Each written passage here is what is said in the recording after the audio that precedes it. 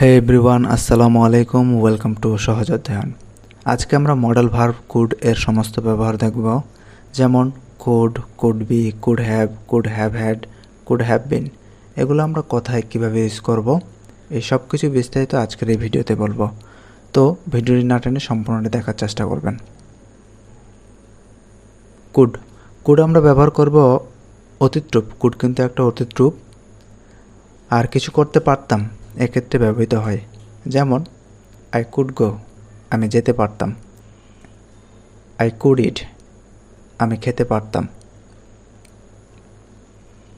He could swim when I was 5 years, আমি 5 বছর বয়সে সাঁতার কাটতে পারতাম। কুড বি আমরা ব্যবহার করব বর্তমান বা ভবিষ্যতের সম্ভাবনার ক্ষেত্রে। আমরা কুড বিকে ব্যবহার করব, যেমন he could be a thief, সে চোর হতে পারে। বি রেইনিং নাও, এখন বৃষ্টি হতে পারে। কুড হ্যাভকে আমরা অতীত কিছু হতে পারত কিন্তু হয়নি এক্ষেত্রে ব্যবহার করব, যেমন I could have won the race, আমি দৌড় প্রতিযোগিতায় জিততে পারতাম।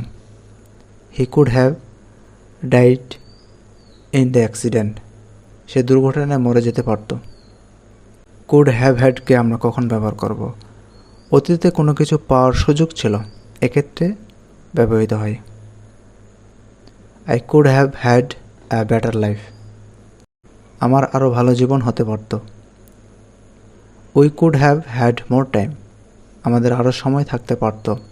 কুড হ্যাভ বিনকে আমরা কখন ব্যবহার করব? অতীতে কোনো অবস্থায় থাকা বা হওয়া বোঝাতে ব্যবহৃত হয়, যেমন he could have been a doctor, সে একজন ডাক্তার হতে পারত।